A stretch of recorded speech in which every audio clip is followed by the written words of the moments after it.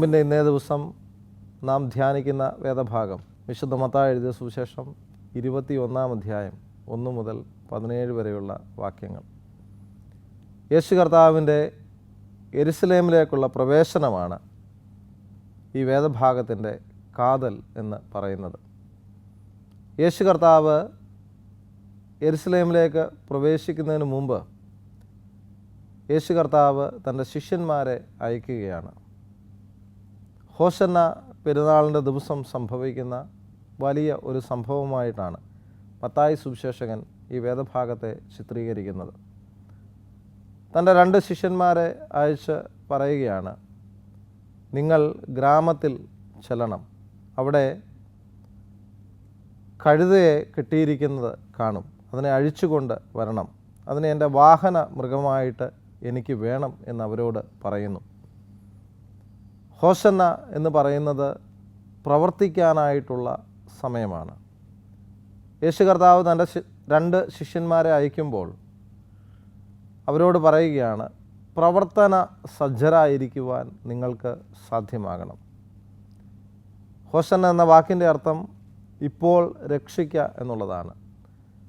ദൈവം നമ്മെ രക്ഷിക്കും എന്ന് നിലവിളിക്കുമ്പോഴും പ്രവർത്തന സജ്ജരായിരിക്കുവാൻ പ്രിയമുള്ളവരെ നമുക്ക് ഓരോരുത്തർക്കും സാധ്യമായിട്ട് തീരണം.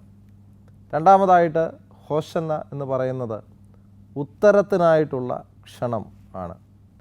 യേശു കർത്താവ് പറയുന്നു, ഈ കഴുതയെ നിങ്ങൾ അഴിക്കുമ്പോൾ ആരെങ്കിലും നിങ്ങളോട് എന്തെങ്കിലും ചോദിച്ചാൽ ഇതിനെക്കൊണ്ട് കർത്താവിന് ആവശ്യമുണ്ട് എന്ന് പറയണം. ചോദ്യങ്ങൾ ഒരുപാടുള്ള ഒരു ലോകത്തിലാണ് നമ്മൾ ഓരോരുത്തരും ജീവിക്കുന്നത്. ഒരു ക്രിസ്ത്യാനിയായി ജീവിക്കുമ്പോൾ അതിന് ഉത്തരങ്ങൾ നൽകുവാൻ നമുക്ക് ഓരോരുത്തർക്കും സാധ്യമായിട്ട് തീരണം. നല്ല ഉത്തരങ്ങൾക്ക് മാത്രമേ അതിമനോഹരമായ പ്രവൃത്തിയിലേക്ക് പോകുവാനായിട്ട് സാധ്യമായിട്ട് തീരുകയുള്ളൂ. മൂന്നാമതായിട്ട് ഈ വേദഭാഗം പങ്കുവയ്ക്കുന്ന ചിന്ത, ഹോശന്ന എന്ന് പറയുന്നത് സ്വയത്തെ ഇല്ലാതാക്കാനായിട്ടുള്ള ക്ഷണം ആണ്. താഴോട്ടുള്ള വേദഭാഗത്ത് നമ്മൾ വായിക്കുമ്പോൾ ഈ ശിഷ്യന്മാർ ഈ കഴുതക്കുട്ടിയെ കൊണ്ടുവന്ന് തങ്ങളുടെ വസ്ത്രം അതിന്മേൽ വിരിക്കുകയും നിലത്ത് തങ്ങളുടെ വസ്ത്രങ്ങൾ വിരിക്കുകയും പച്ചക്കൊമ്പുകൾ വെട്ടി നിലത്ത് ഇടുകയും ചെയ്യുന്നു. ഒരാളുടെ ഐഡൻറ്റിറ്റിയാണ് അദ്ദേഹത്തിൻ്റെ വസ്ത്രം എന്ന് പറയുന്നത്. ഒരാൾ ധരിച്ചിരിക്കുന്ന വസ്ത്രം എടുത്ത് അദ്ദേഹം ഏത് തരത്തിലുള്ള ആളാണെന്ന് നമുക്ക് മനസ്സിലാക്കുവാനായിട്ട് സാധിക്കും. അപ്പോൾ ശിഷ്യന്മാർ തങ്ങളുടെ വസ്ത്രം ഈ കഴുതക്കുട്ടിമേൽ വിരിച്ചു, നിലത്ത് വിരിച്ചു എന്നൊക്കെ പറയുമ്പോൾ തങ്ങളുടെ സ്വയത്തെ ഇല്ലാതാക്കുവാനായിട്ട് അവർ ശ്രമിക്കുകയാണ്. ദൈവത്തിന് വേണ്ടി തങ്ങളുടെ സ്വയത്തെ ഇല്ലാതാക്കി പുതിയൊരു ജീവിതക്രമം രൂപീകരിക്കുവാൻ അവർക്ക് സാധിക്കുന്നു. നാലാമതായിട്ട് ഹോശന്ന എന്ന് പറയുന്നത് വിശുദ്ധീകരിക്കുവാനായിട്ടുള്ള ക്ഷണമാണ്. 12 മുതലുള്ള വാക്യങ്ങളിൽ യേശു കർത്താവ് യെരുശലേം ദൈവാലയത്തിൽ എത്തുകയും വിൽക്കുന്നവരെയും വാങ്ങുന്നവരെയും കച്ചവടത്തെയും പുറത്താക്കി കളയുന്ന ഒരു കാഴ്ച നമുക്ക് കാണാം. യേശു കർത്താവ് പറയുന്നു, എൻ്റെ പിതാവിൻ്റെ ആലയം പ്രാർത്ഥനാലയം എന്ന് വിളിക്കപ്പെടണം.